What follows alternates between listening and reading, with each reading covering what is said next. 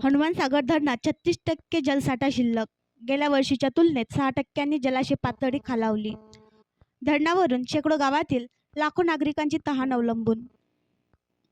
अमरावती, अकोला, बुलढाणा या 3 जिल्ह्याच्या सीमेवर बांधलेल्या वारी भैरवगड येथील हनुमान सागर धरणात 7 मे पर्यंत 35.96% जलसाठा उपलब्ध आहे. गतवर्षी 7 मे 2023ला या धरणात 42% जलसाठा उपलब्ध होता. गेल्या वर्षीच्या तुलनेत 6% धरणाची जलाशय पातळी खालावली आहे. सध्या स्थितीत धरणात 29.47 दलघमे जलसाठा उपलब्ध असल्याने पिण्याच्या पाण्याची चिंता मिटली असून पुढील 6 महिने पुरेल एवढा पाणी शिल्लक आहे. दरम्यान वारी भैरवगड येथील हनुमान सागर धरणावर अकोला, बुलढाणा जिल्ह्यातील शेकडो गावातील लाखो नागरिकांची तहान अवलंबून आहे. या धरणावरून अकोला जिल्ह्यातील 84 तसेच बुलढाणा जिल्ह्यातील जळगाव शहरासह संग्रामपूर, जळगाव जामोद या 2 तालुक्यातील 140 गाव पाणीपुरवठा योजनेअंतर्गत 147 गावे तसेच शेगाव शहराला भूमिगत जलवाहिनीच्या माध्यमातून दररोज शुद्ध पिण्याच्या पाण्याचा पुरवठा सुरू आहे. सध्या स्थितीत या धरणात 6 महिने पुरेल एवढा जलसाठा शिल्लक असल्याची दिलासादायक बाब समोर आली आहे. या धरणातून महिन्याला सरासरी 3.158 घलघमे पाणी पिण्यासाठी लागत असल्याचे आढळून आले आहे.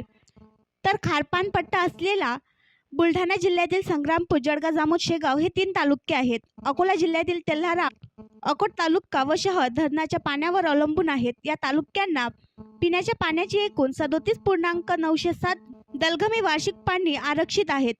यामध्ये पाणी आरक्षण अकोट शहर 8.66 दलघमी, तेल्हारा शहर 3.16 दलघमी, शेगाव शहर 5.62 दलघमी, जळगाव जामोद शहर 4.02 दलघमी, संग्रामपूर, जळगाव जामोद तालुका 140 पाणी पुरवठा योजनेअंतर्गत संग्रामपूर शहरासह 8.457 दलघमी, अकोट तेल्हारा तालुका 84 खेडी पाणी पुरवठा 4.239 दलघमी, तेल्हारा अकोट प्रादेशिक पाणी पुरवठा योजनेअंतर्गत 3.753 दलघमी पाणी वापर सध्या सुरू आहे. एकूण पाणी वापर 37.906 दलघमी एवढा आहे. मात्र सध्या धरणात जिवंत पाणीसाठा 29.47 दलघमी एवढा आहे. या धरणाची पाणी साठवता क्षमता एकूण 81.955 दलघमी एवढी म्हणजे 412 मीटर एवढी आहे. आणखी नवीन व्हिडिओ पाहण्यासाठी आमच्या देशमुख एक्सप्रेस न्यूज चॅनलला सबस्क्राईब करा, लाईक करा आणि शेअर करा.